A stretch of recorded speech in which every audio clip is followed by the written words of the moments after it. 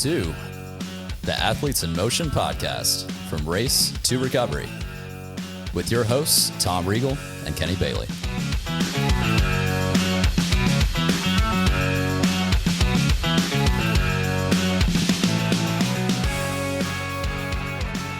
Hey, Tom, how are you? I'm great. Kenny, how are you today? I'm doing fantastic. Thank you for asking. We have back with us Abby Groeneweg. Back by popular demand. Back by popular demand. Thank you. Me. Yay. Thanks for coming. Abby is the operations manager for Burn Boot Camp. That is correct. Now, you were here last November, and we were talking about 75 Hard, and you were talking about challenges you were facing, and it was one of our most popular programs because you were really speaking truth to words about how you wanted to make sure to make a change in your life and wanted to just do something that was going to be uncomfortable and outside of yourself. And then at the end of the program, we asked a quick little question on what are you going to do next? And you had a thought in your head, this little idea, a nugget, a kernel, and you knew, gosh, do I want to say this? And there was a pause. And you were asking yourself, do I want to say this out loud? Because if I say it out loud, it becomes real.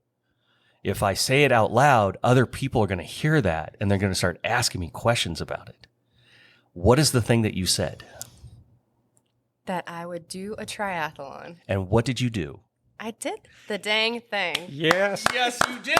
We have another triathlete in the house. Triathlete in the house. So This also means I get to blame you two for this totally. obsession now. absolutely. And you knew if you said it, we were going to hold you to Exactly. it. For Correct, sure. yes. So I know there was a pause. You're like, do I say it? Do I say it? Do I say it? And then you said it out loud, and now you are a triathlete. So after we got off the program, and you decided, oh crap, what did I just do? What was your thought process on sort of, okay, now I'm going to do this? What were you feeling? How did you start your program? And you decided triathlon was a thing to do. What did you start first? So I will be honest, I said it out loud with you two and then thought in, thought out. But only because I had already signed up for the Disney Princess Half Marathon. That's right. And that was my main focus. Like, what I've realized about myself is I want to do all these things, but I put too much pressure on myself. So did the Disney Princess Half, came back, still was twiddling with the idea of doing a triathlon. And it wasn't till I think the New Year challenge with Team Claiborne that I finally did an I am statement. It's part of the challenge. And I said, I am a triathlete. And then that very night, I signed up for Team Magic's Music City Tri. Very good. Very good. So, well, let's back up for a second. And why did you choose that one? Yeah.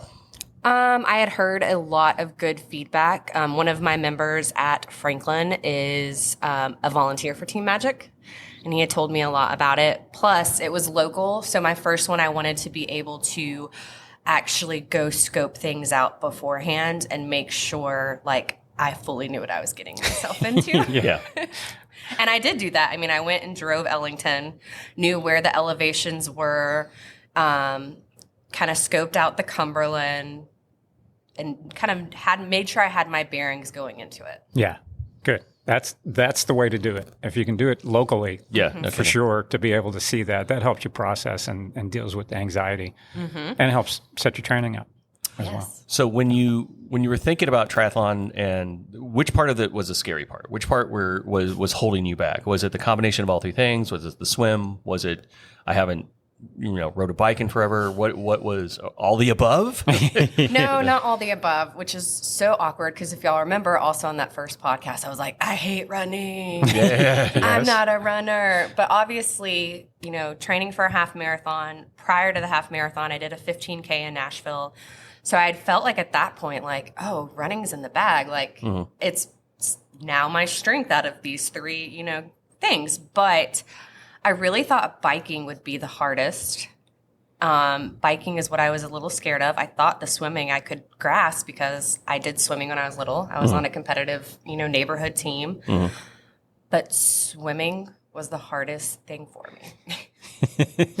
So thinking going into it, biking was going to be the thing, but that ended up just being more of relearning how to ride a bike, kind of, right? At Yeah, distance. and just getting myself, I was every other day taking, adding just miles and miles and miles. Obviously, being in the fitness industry, I know you can't just go like hop on a bike and bike 12 miles and you've got it. So I started with 3 or 4 miles one day, and then like 2 days later would add another mile, and I just kept progressing through that. And the biking is what I love the most.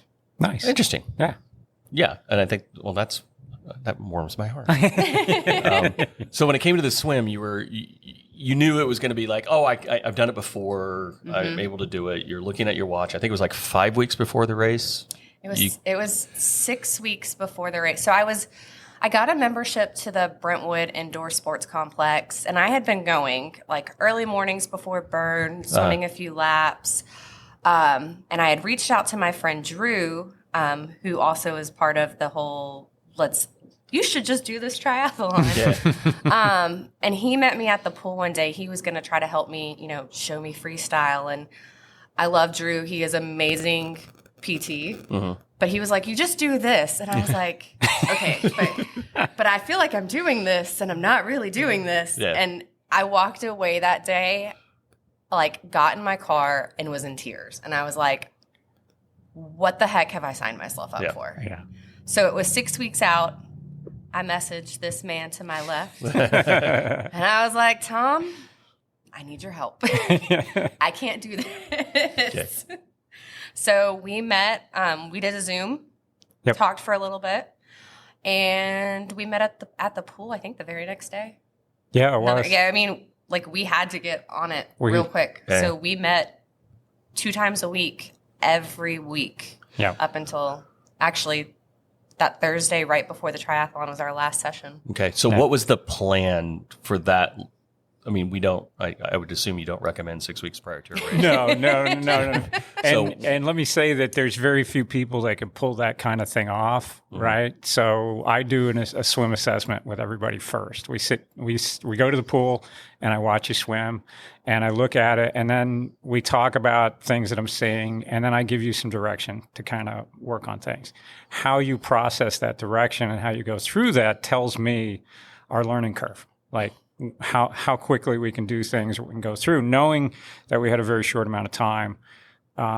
You were able to, if I told you to turn your hand like this, you turned your hand like that. I was like, oh, that's interesting. Because usually you do a couple of laps and then it's like, oh, figuring it out. But you were like, oh, no, do this.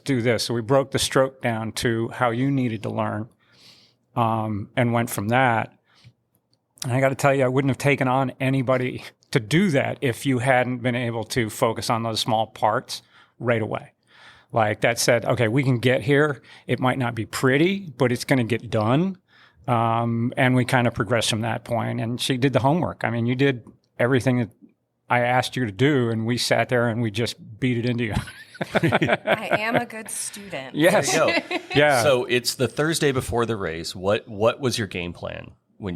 Back up a little bit before that. Talk about like we got 4 weeks in of two times a week in the pool, and then we went to open water. Oh yeah, because it was like, and that was actually your suggestion that we do it more than once. Yeah. Because I do it at least once, and we were able to get in 2 sessions. The weather held up for us; it was perfect. It was. What was your reaction when we got in the water and swam that first time out in open water? And it was kind of choppy that day. It wasn't too bad, but it wasn't like our second day was great because it was glass. But the first day we had some current, we had a little bit of chop. What was your? So Tom got in first, and I was walking behind him, and I was like, ooh, this is cold. Yeah. Yeah, it was probably about 70 degrees, I think. Yeah. Or around 70 degrees. And I am very much so a Southern girl. You can ask my daddy when we go to his pool. I'm like, is it at least 80? Like, 80 and above is good swimming, temperature. But I feel like at that moment I had the WTF, like, what did I sign myself up for? Yeah. And Suddenly I think becomes you could real, see right? it in my eyes. There was a big panic. Behind her goggles, it went, bing. Well, being in a pool is one thing. When you now look around and there's like ducks and current and wind and, the water's not behaving like there's not a black line below you. That was the biggest thing. Yeah. And I'm not going to lie, like I was joking with my friends on the side because everybody, if you live in Nashville, you know about Percy Priest and Cumberland. Yeah. And so I was like joking with my friends. I'm like, I see dead people. Yeah. It's just, you got to avoid that. Yeah. Don't stay close to the shore. Yeah. Stay further out. But it is very different. I feel like, Tom may say different. I feel like I truly had mastered freestyle swim in the pool. Like before Tom was even pushing me sometimes, I would push myself. Yeah. I'd be like, I have this great idea. I'm going to go 100. Yeah. And he was like, okay, cool. That was what's next anyways. Like I knew what he was going to push me to do next. Yeah. As his shirt says, good, now do it again. I just got used to it. So now I told him I'm going to give you a shirt and you don't even have to tell anybody. It's just a point. Yeah. But it really, like, swimming in open water when you can't see a thing, that is the biggest fear. So my suggestion to anybody who wants to do a triathlon in open water is get your bearings way ahead of time. Obviously, like Tom said, he told me up front, he was like, I would never do this with anybody else. Like, try to cram all this training. Don't call me a couple weeks before you call me 12 months out, But get your bearings in. And there was finally, so we did Tuesday, Thursday in open water. And I think Tom knew I just didn't feel 100%. And I'm one of those, like, if I don't feel 100%, I'm going to psychologically sit there and freak myself out. So easy to do. Yeah. He actually invited me. You two were going open water swimming right. Friday, and he actually invited me to join y'all. And I had thought about it, and then I was like, no, I just need to go get myself right in open water. So that Friday, had my husband up bright and early. I told y'all last podcast, my husband's one of the most supportive people That's ever. fantastic. Yeah. So bright and early, we drive out to Percy Priest, and he literally just sits on the shore. Just safety measures, obviously. You never want to go by yourself. Well, I knew when you and I were out there, other than Mr. looking for gold in the water, like nobody else was out there. So my husband literally sat on the shore and sat there and watched me for about an hour.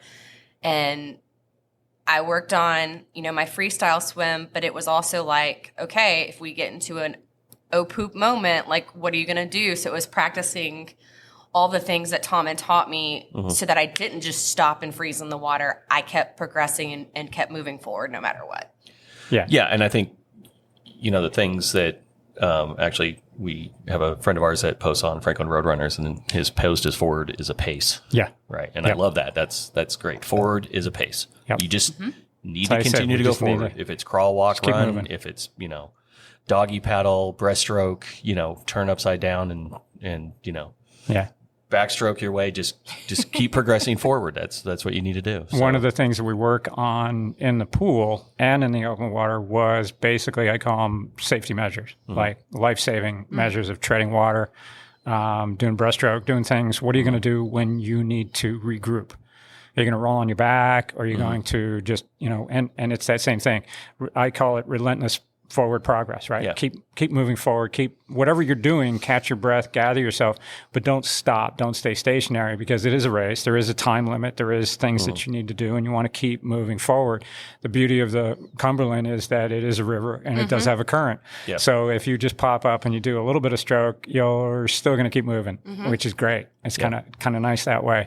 So we always worked on some of that stuff. And then it was okay, if everything goes to plan, we're good, right? What happens when it doesn't, right? What are we going to do next? And that's the thought process I was trying to get in your head as we were talking about it. It was like, it might not go well. What are you going to do, right? And then if that doesn't work, what are you going to do? Let's think about the situational awareness of what could happen and not to panic. So.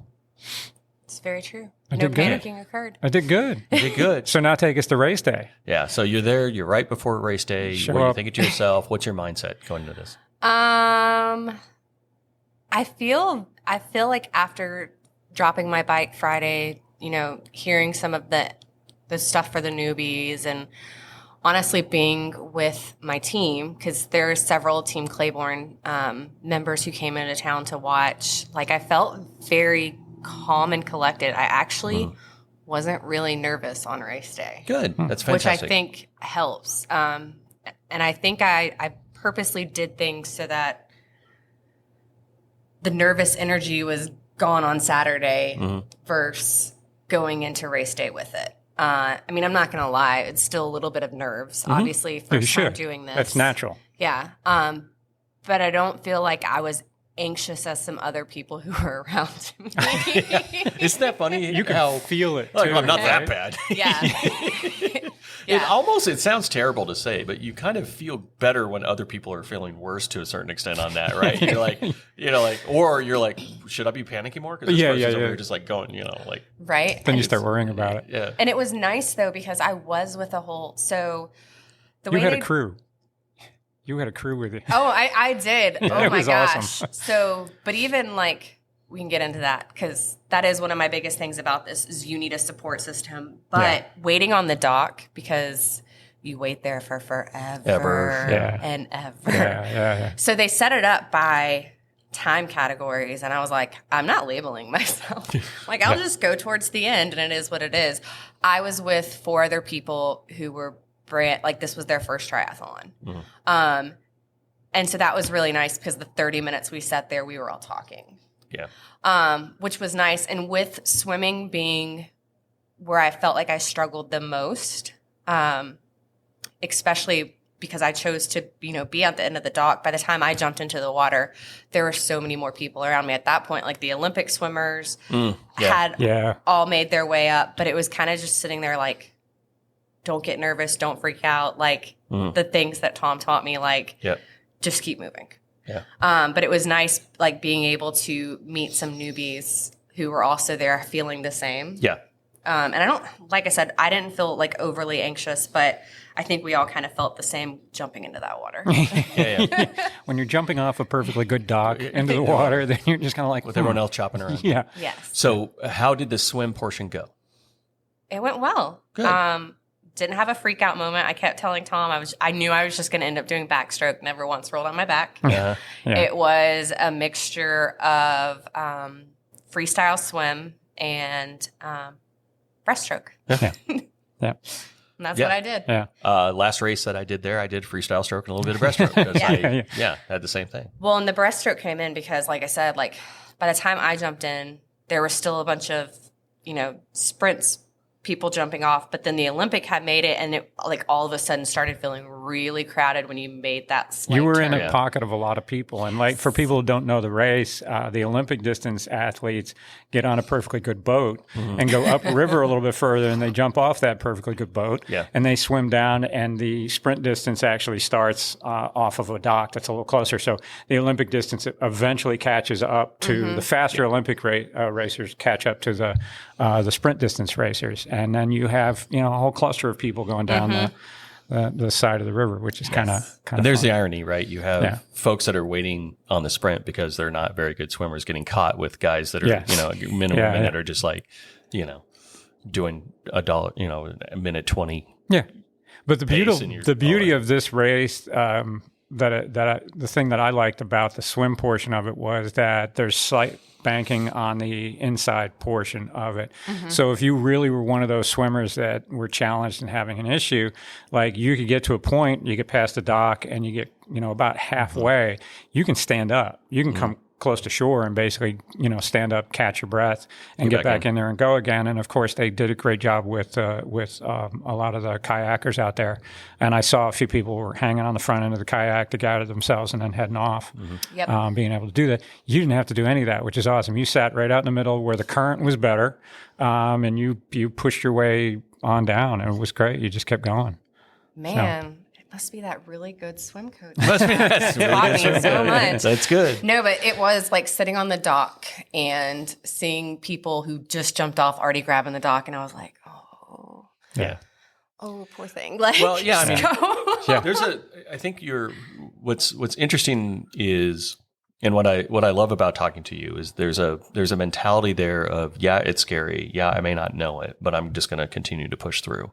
And a lot of, including myself, by the way, a lot of what happens, I think, with water is it's a mental, you psych yourself out mentally, right? And because you're not, most of your body's in the water. It's not like on a bike where you can look around and see. It's not like on the run where you can kind of see what's going on. You're kind of isolated by yourself, and you hear a lot of splashing around you. You don't know if you're making progress or how you're doing, and things become overwhelming. And so the fact that you're able to just be able to say, I know my capability. I know what I need to do if something goes wrong, and I'm just going to kind of push forward. That's a huge monumental sort of mental hurdle you jumped. It's not just a physical, hey, I finished the swim. It's you took something 6 weeks prior where you had an oh shit moment, right? And you're like, some people are like, well, okay, this is bigger than me. I shouldn't have done this.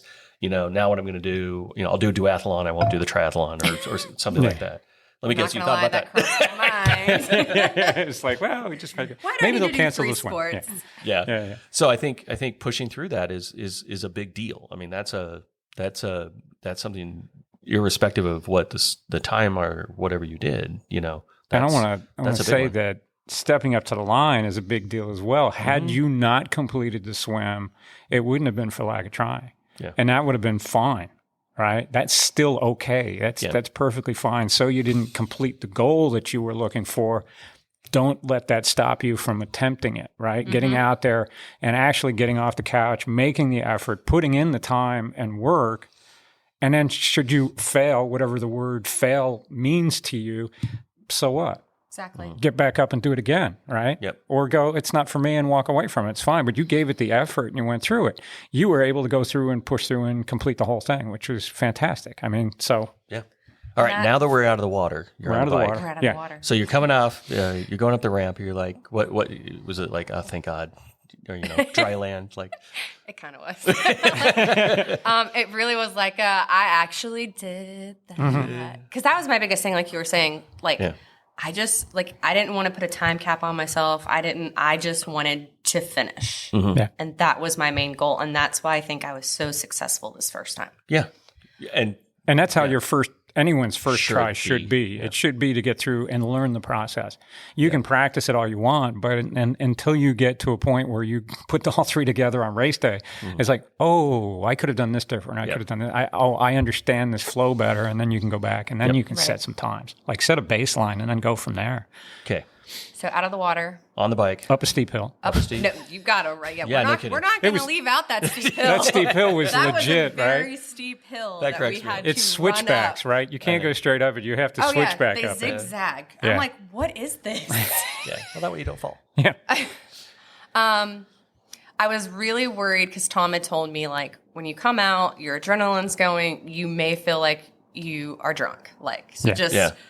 Get your bearings. I think I did that. I think I walked a little bit and then I took off. I was like, all right. Yeah. Oh, look, we're sponsored by Comcast.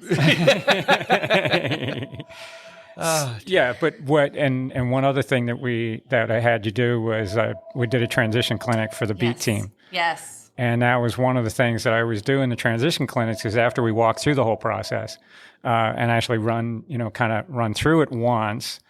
Then we have you do a whole bunch of jumping jacks. We didn't do burpees, but we did jumping jacks. And sometimes we'll spray you down with water too. Make you spin around with your eyes closed and get really dizzy and then go. Like hammer off because that's sort of how you're going to feel. I've done it more drastic where your head's on a baseball bat and you're really spinning and you're almost going to puke.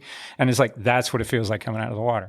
Were you just trying to be nice to me then? I was trying not to scare you away completely because that was only a couple of weeks before the race. So we were trying to get through all of that too. Yeah, it was 2 weeks before the race. Yeah, I think it was 2 weeks. Yeah. Okay, so you went through the zigzag, got on the bike. Did every transition turn out as nice and clean? Was it? Transition did go pretty well. The only thing I probably would have done differently is I didn't probably dry myself off as well as I could have. So by the time I sat on my bike, all that water went down into my shoes. Nice. Yeah. But really, I was just focused on, the setup and learning my this. So as soon as I got into transition, I'm like, glasses, helmet, shoes. Yep. Yeah, I do head, shoulders, knees, and toes. I literally sing that in my head. Head, shoulders, knees, and toes. So it's like helmet, glasses, Love it, yeah. Yes. socks and shoes. It's kind of That was it. Yeah. So that is what Tom was like, this is how you need to do it. Yep. And all week I practiced it. Like literally everything was sitting on my dining room table. I was like, glasses, helmet, socks, shoes. Triathletes are an OCD group of people. Are We're they not? process-oriented people. If Absolutely. you're in operations of any kind, you love triathlon because it's a process, right? It's a process. And it has to go, and then you can make it more efficient. Yep.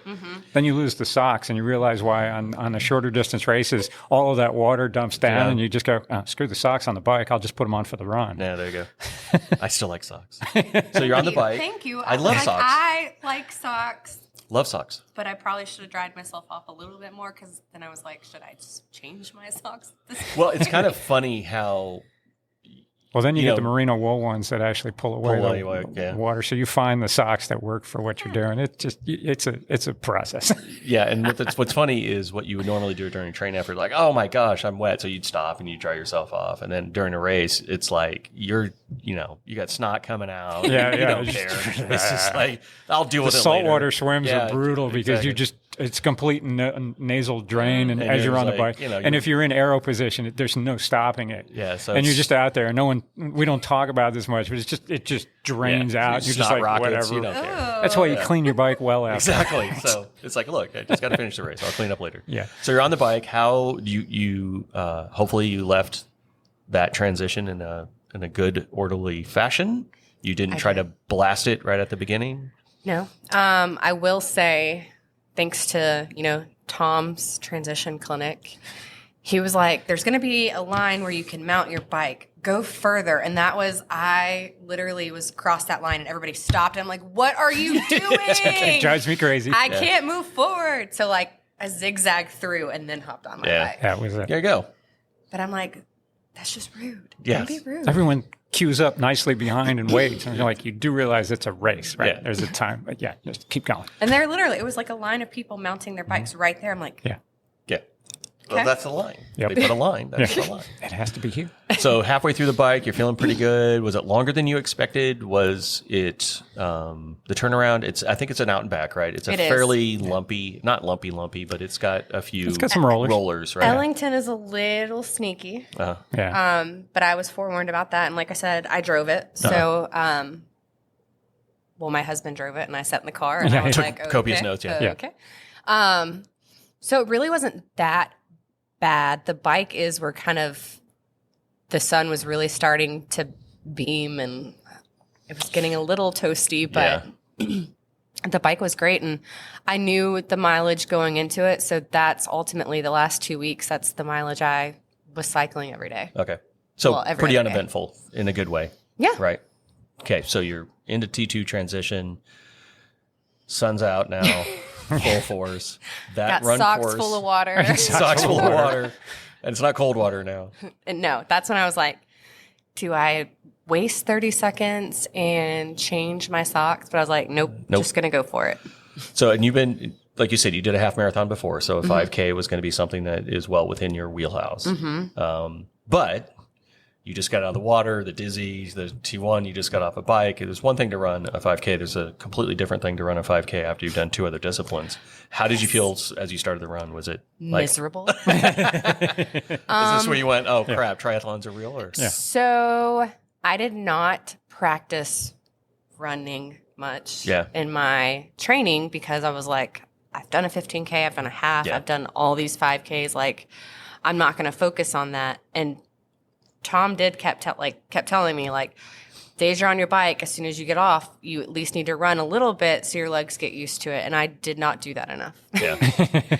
So I got off the bike. So my last 5K time was like 34 minutes. I did this one in like 44 minutes. Yeah.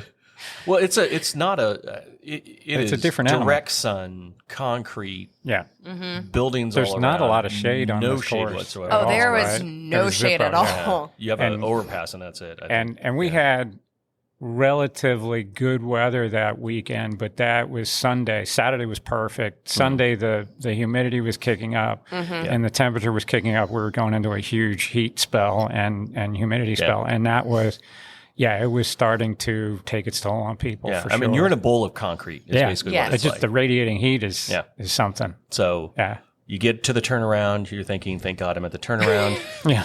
It's like you were in my mind. Like I've done this before. Yeah. Like, thank you, Jesus. Turn around. All I have to do is just bring it home. And you brought it home. You saw the finish line. What are your thoughts when you saw that?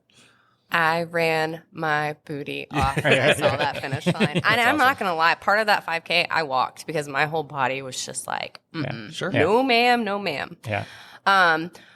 But what's really cool during the run is because it was my first triathlon, Team Magic gives you green bands to like other athletes can shout you out. And it was really cool on the run.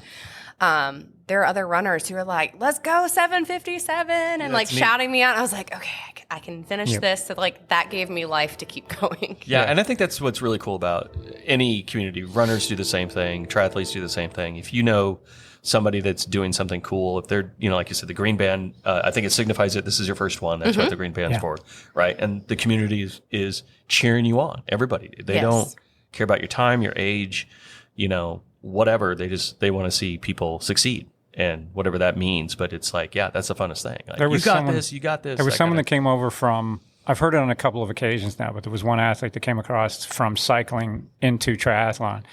And he said he's in the race and he's going along and he passes somebody on the bike. And it was the weirdest thing that they cheered him on. Yeah. And he was just like, but I'm racing you. What? And they're like, go get him. All right. And he was like, that was the hardest thing that they had to deal with because they weren't used to that. And cycling and crit racing, any of that type stuff, they're just kind of like, it's dog eat dog, right? Let's go out there. In triathlon, I've been past people where I've passed them on the hills and they've passed me on the downhills and we just keep cheering each other on. It was like, oh, there's no more hills. I'll see you later. Bye. Right. It's like, and that's what I love about the sport. Yeah, and like the community is. Yeah, I used to race road races, did criteriums, did time trials, and the whole mentality is I'm going to crush you. I'm not going to just crush you. I'm going to rip your skull off. I'm going to drink the victory and then take in your soul. Yeah, exactly. Put it in my pocket and sit on it. Because literally during a race, if you're doing like you would do a 50-mile road race, and you would do multiple loops, and on the last loop, you're trying to determine whether the person next to you has anything left. Yeah. And so you'd look at him and you would be the most calm. I mean, you're just dying, right? But you'd look at him and go, hey, man, how's it going? And they would look at you like, yeah, I'm doing good. Like, okay. And then you turn the other way and go, because at the end it's going to be a sprint. And when you beat them, it's like that Euro trash sort of cycling thing. It's like, I crushed you. I own you. Right? And then you move to triathlon. Everyone's like, great job. You're like, what? Wait, what? Yeah, exactly. Good work. Good work. Yeah. And you're like, what are you talking about? Stop that. Stop that. I don't want to be nice. Yeah. So I think it's a neat community, right? It's a neat. So you got done. Your squad, your crew, everyone's there. And your crew was following you around because we were running down the riverside cheering you on. Like all of a sudden I found all your peeps. We found you and there's like a dozen people standing there screaming at one person out of like 100 in the water. Go Abby, you got this. And everyone I was just kind of looking at us like wow, she's got a lot of people here. It's Team Abby. So it takes a village. I do. I had a very supportive crew. So I was fortunate to have Kenny and Sandy Claiborne come down from Kentucky. Well, back it up. Josh, who is part of Team Claiborne, also, as soon as he knew I signed up for this race, joined. And he did the Olympic distance. It was great to have him. Like, obviously, he doesn't live here, but we would chat back and forth about training and all. And then he stayed with me at my house with Aaron and I. So it was kind of nice because I had somebody, because obviously Aaron sees the work I'm doing, but he's not experiencing it. So it was nice those last few days up into the race, like having Josh there so like we could calm each other's nerves when, it's good to anxiousness got there. But so I had Kenny and Sandy Claiborne come down. I had the Brewers, is another couple on Team Claiborne, come down. I had some of my best friends. So Nicole Sanchez, who, if y'all remember, is the one who got me all started on this whole Team Claiborne fitness journey. one of my best friends, Tina, was there. My husband was there. My niece was there. My bosses were there. Wow. My dad was there. I'm telling you, it was. I show up to an Ironman and I got nothing. Right? Yeah, I know. I mean, they were all there to support me. That's awesome. So it was really awesome. And this is going to sound like such a child thing, but having my dad and my stepmom there really meant the world to me. That's cool. Oh, yeah. Yeah. Yeah. I mean, you're doing something that's like you said, this is completely outside your comfort zone. Right. And I know you've done stuff outside your comfort zone, but I mean, water can be a scary thing, right? You know what I mean? I mean, that's kind Water of the biggest. can be a very scary Yeah. So, and to your point, you're not seeing anything. You don't know what's going on. So conquering that, I think is, and having a support system to be able to do that is fantastic. Yeah. So you had November when you said, I'm going to do this thing. And then you went through the training, you went through all this sort of stuff. You get across the line. Was it what you thought it was going to be? Was it harder? Was it, when you look back on it, was it, yeah, this is the challenge I want to do. I'm really glad I did that. Or that was fun. So great. Moving That's on. cute. Exactly. That's cute. Well, that's cute. Now I'm done. Yeah. No, I literally ran through that line, and as soon as I turned the corner, like, fell to my knees. Yeah. I was like, holy bananas, that's over with. Yeah. And then comes the parade of supporters. My friend, my best friend Nicole, like literally skipping over to me, like enjoying. I'm like, you're moving too much. Yeah. Please stop doing that. Stop. Quiet place. She was super excited for me though, so it was 100% out of support. But I literally was like trying, just not like holding back the tears, because it is like once you say you're going to do something and then you conquer it, there's just such an overwhelming feeling. Oh, yeah. It's emotional. But Big then time. it's like that's kind of that day, was in the whole excitement of it, and then it became the what's next. Yeah. And I'm going to be honest, I'm still on the what's next. Yeah. Yeah. Well, I think there's a very real thing that they talk about when you do big races like that, and then afterwards you have that sort of you're done training, you're done. It's post race letdown or post race suppression, where you're depression like, kind of thing. It's like you've been spending months defining yourself on workouts, and everything was structured and everything was great. All the mental readiness to get ready, the excitement, the nervousness, everything else. You do the big thing, and then 2 days later, you're sitting around going, "Well, okay, I don't need to be in the water." Yeah. Well, it's you funny sort of bob because around. my husband Sunday night basically said that same thing. He was like, "Do you have it's okay? So it's over. Like, do you have that like depression now that like?" yeah. And I was like, no. But then literally, I spent the next week like. I told Kenny I felt like a bubble just flying around. Yeah. It's like, Yeah, I'm very goal-oriented. I'm very driven. I need things to accomplish, and I don't always know how to just be. Mm-hmm. Like, I feel like you two definitely can probably understand. Oh, totally. It sucks, my whole actually. life. Yeah, it's rough. And so Kenny and I actually this week, I sent him my usual check-in, and he was like, I think we need to talk. And he was like, you sound like a damsel in distress. I'm like, but I'm really not. It's just kind of like, I feel like I need big goals, and I probably really don't. But like psychologically in my head, that's where it's like, I need something to work towards. Yeah. And there's not, I think you and I are the same in that way, right?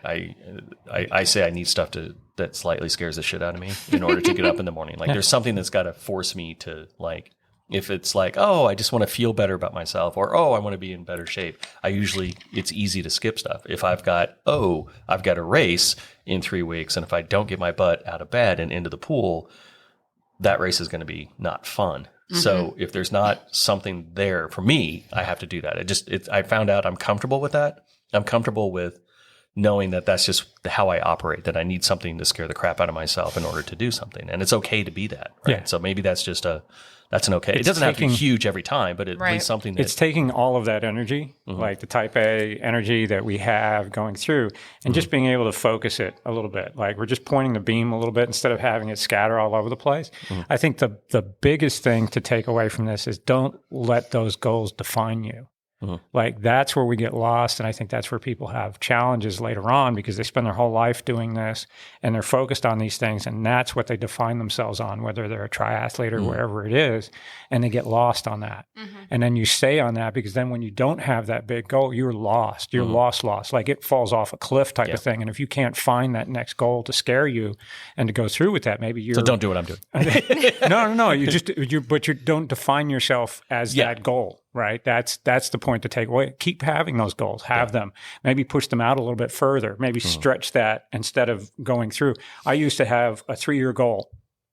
Every year I created a new 3-year goal while I was completing the goal from 3 years ago, while I was working on the goal for the next year that was 2 years from back. And I would go through that thing. So I spent most of my life like really hitting myself hard for a long period of time. And every year I was accomplishing maybe 2 really big goals and was not enjoying them. Like I wasn't taking the time to go back and really think about what I accomplished, how I did it, thank the people who worked with me, who helped me, my community, go through that because I crossed the finish line and I was already on to like, I'm 2 years into this goal and I'm 1 year into the 3-year goal and I'm already 3 years into the 3-year goal. And it's like, and it's nonstop. Yeah, that's crazy, dude. And I was about to say, and it's not healthy. You've already lost me. It's not healthy. And I struggled with that. I struggled with that when I tried to slow down and get off the bus, basically. Right. And it was a hard time for me to make that change and get through that. So I think that's the thing to think about. It's okay to have that goal and to be driven that way and kind of go through. Give yourself a little bit of space. Yep. Sit back and think about it. Don't jump on to the next one right away. Enjoy what you accomplished. Really think about, go through what you did to get through it, how you dealt with it, and then just appreciate the effort and the accomplishment itself. And then start to think about, okay, what do we want to do next? Maybe slow the pace down. That's my gift to everybody is that like I didn't. And it was rough. So it's one of those things where I'm still doing that, but I'm a little bit rudderless at one point and getting through some stuff and trying to figure out how I want to accomplish these next big goals. And I'm trying to pace them out a little bit more. That's all I could say. So for one of the things I think, and I believe you are our top downloaded podcast, by the way. So what? I think so. Yeah. So and I think the reason why is because I think a lot of people see themselves in you, right? And a lot of people are looking at ways in which to be motivated. And I think you are very motivational in the fact that what we've been saying is that you look at something difficult and say, okay, how am I going to get through it? Rather than it's difficult, I'm not going to do it. It's how do I get through it? So for those folks out there that you've now kind of said, okay, triathlon is a thing I did. If they're have that little voice in their head, if they were where you were in November, what would you let them know about just get up and start doing it? What's the sign up for something first? What would be your sort of way in which you would recommend they go about it? I would definitely say get up and get doing it. Like if you have that thought to do something, and even if it, as we've said, scares the shit out of you, if the thought crosses your mind, it means you're actively thinking about it. And it doesn't mean you have to sign up right then and there. Like, as we discussed, I didn't sign up for a triathlon until 3 or 4 months later. But get up and give it a try. Especially with a triathlon, there's so much that's needed for it. And you've got to prepare yourself for that. But I would say try out each of the sports first, see where your comfort level is, see, what you can do on your own. And then one of the best things I did was reach out to Tom. So if you need the assistance, if you need the help, if you need a coach, don't wait too long and do that. Because it's like I probably in my head felt not let down because I couldn't figure it out on my own, but just very frustrated. And I probably waited way too long and let the frustration build to the point I was like, why am I doing this? Yeah, and I think that's an incredibly important thing to think about is you can only do so much at some point. I mean, I finished Ironman competitions and half Ironmans, and I still went to Tom for swim because even though I was doing the distance, I was doing it the hard way, I guess would be the best way to say it. I was in the water. I wasn't slipping in the water. I was acting like a barge, and it was killing my shoulder. And I was, so my form was using shoulders rather than lats. And so I'd get out of the water, and I finished it, but I was a wreck when I got out. There's being able to get somebody to help you understand just simple stuff. And it doesn't have to be a full commitment of, like I'm going to hire a coach at, and they're going to monitor me 2 days a week and that kind of thing. It just can be like, to your point, whatever your comfort level is, get some course correction, get somebody that can look at you independently in a third party sort of way and say, okay, here's the things you need to work on. Let's work on those. It just makes for a better experience. It does. Because that way you can pull that kind of nervousness out of your mind and work on the other things. And don't post up on forums where you get 1,000 random answers all over the map, where then it just makes it more anxiety ridden. That is very true. Find a trusted source. I joined Triathlon for Beginners on Facebook. And just reading these comments, I was like, I'm not ever going to post here. Yeah. Well, I mean, even when I was getting ready for Ironman California, there is a Facebook post specifically for Ironman California that people are on. And there was this giant conversation about E. coli out, and it was absolutely, everyone spun themselves around on this, like, oh my gosh, the encampments for the homeless community. There's a lot of homeless camps, near the river, and they're going to the bathroom and there's a huge E. coli. It was never an issue, but the community went online, kind of spun itself around. So start talking to people who actually know something right about what's going on, right? Yeah. Talk to folks. So I think there's also a second thing that, especially I think when you got to the open water, there's an approach that you can go at, which is, okay, I'm scared of something, I'm going to do everything I can to avoid it, or I'm scared of something and I need to figure out sort of how to be unscared. Was that something that, have you been doing that? It seems like through your 75 hard and through your half marathon training is you don't seem to let that slow you down. Is that a mindset that was relatively new, or is that something you developed recently, or is that just something you've always been sort of with? And how would you talk to folks that would go to the water, look around and go, yep, I'm done. It's not anything that's new. I'm actually a very competitive person, which probably is not healthy. Yeah. I get that from my family. But if I would say I'm very true to my word. So if I say I'm going to do something, no matter if it's business, sports, fitness, no matter what it is, if I say I'm going to do something, I'm going to do it. Mm-hmm.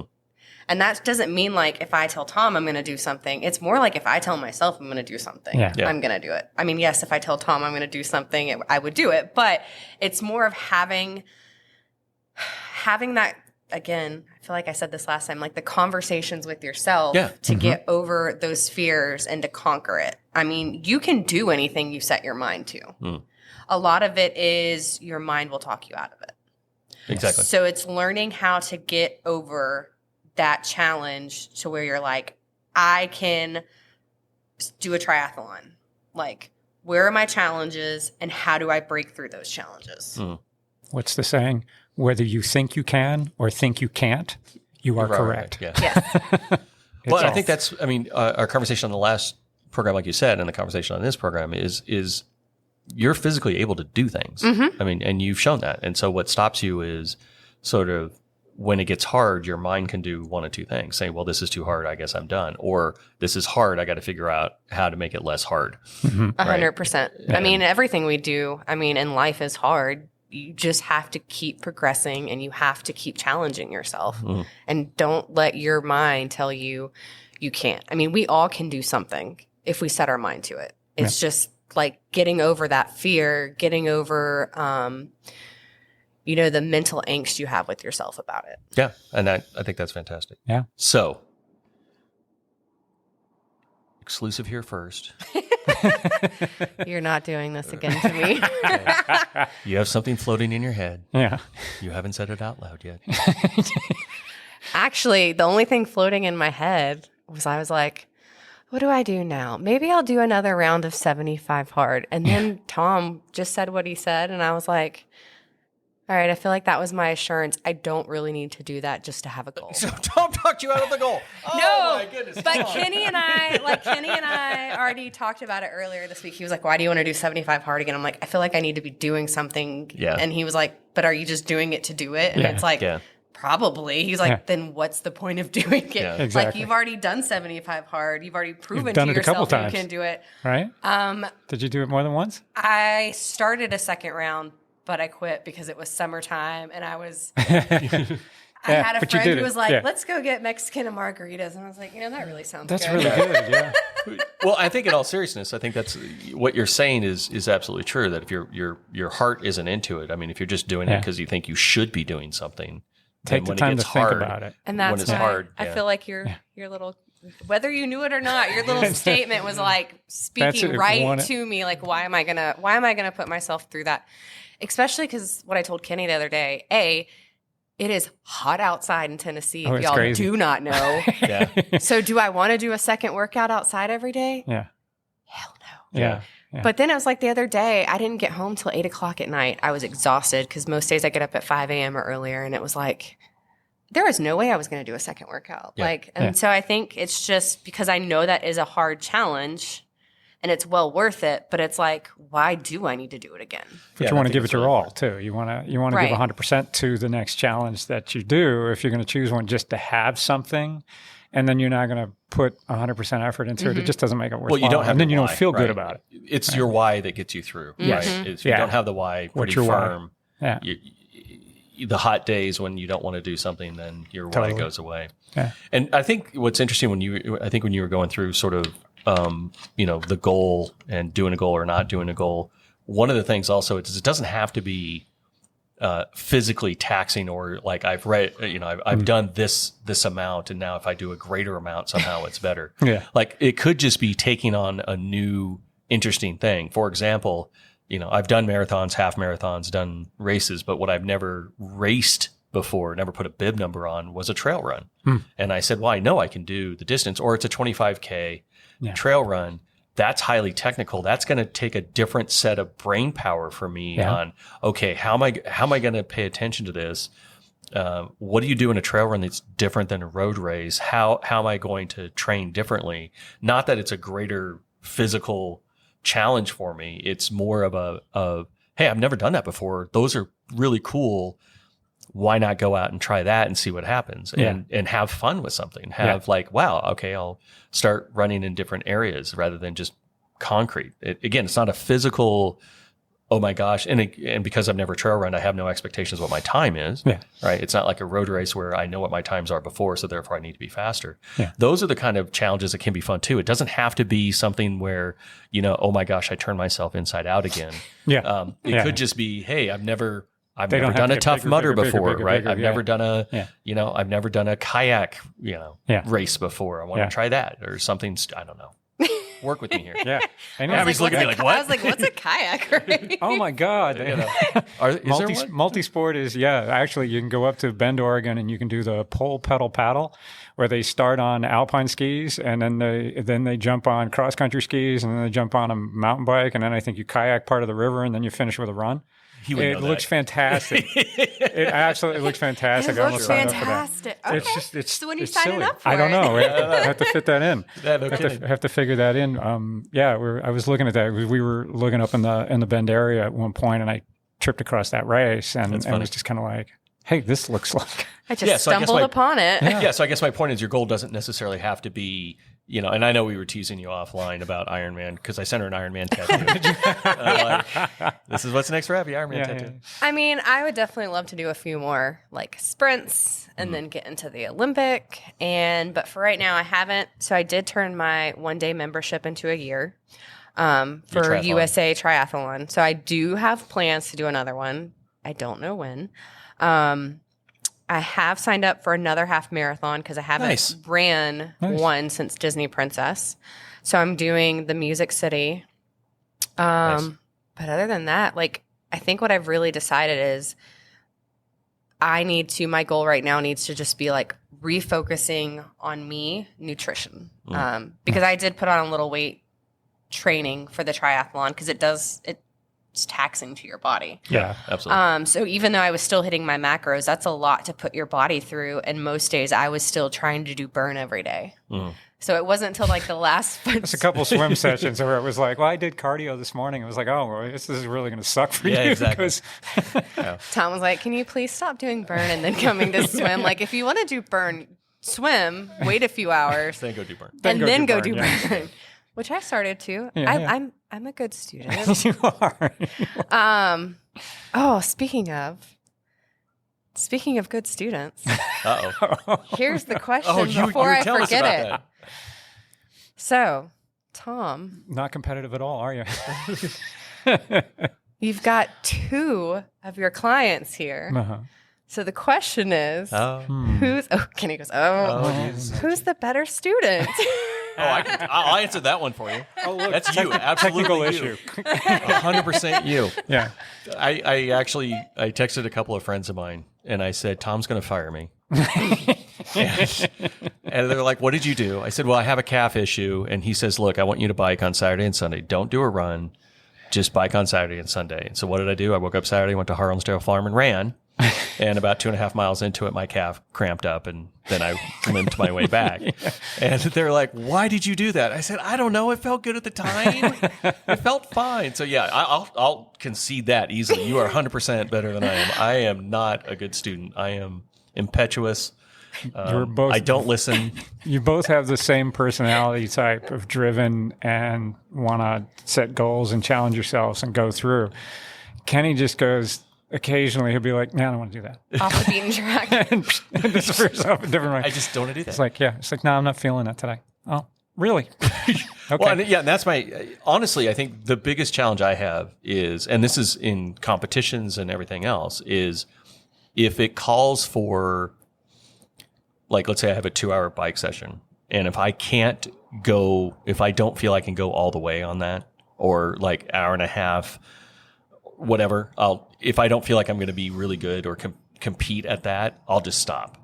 Right. Well, I'm going to miss my score. I'm going to miss my time. What does it matter? I'll live to fight another day, and then I'll go to leave. So to me, I have to turn off that competitiveness just with myself. Mm-hmm. If I'm on a bike and I'm averaging just about 20 miles an hour and I've got another 15 miles to go, guess what I'm going to do? I'm going to make sure I average at least 20 miles an hour. And I'll turn myself inside out, even though it's supposed to be a nice, ride to really he has get a the big base run build. right afterwards. Yeah, right. And try to do a base build, and I'm going to turn myself inside out because I figured, well, if I'm at that number, I can probably be at the other number, and so and if I don't do it, then I think it's a failure, and so I have a problem with myself of just I wish I had that thing to turn off to say I'm just going to trudge through it. If I have to do a 2-hour run, for example, and if it's an hour run and an hour walk, but I got to get the 2 hours done, I'll do the hour run. And it's like, well, if I'm walking, then I'm not doing the run. So why am I even doing this? Then I'll stop, which is what I need to not do. Yeah. So I have a tendency to do that a lot. So it's like, you got to finish the 2 hours because in the race, it's going to be 2 hours and you may have to walk it.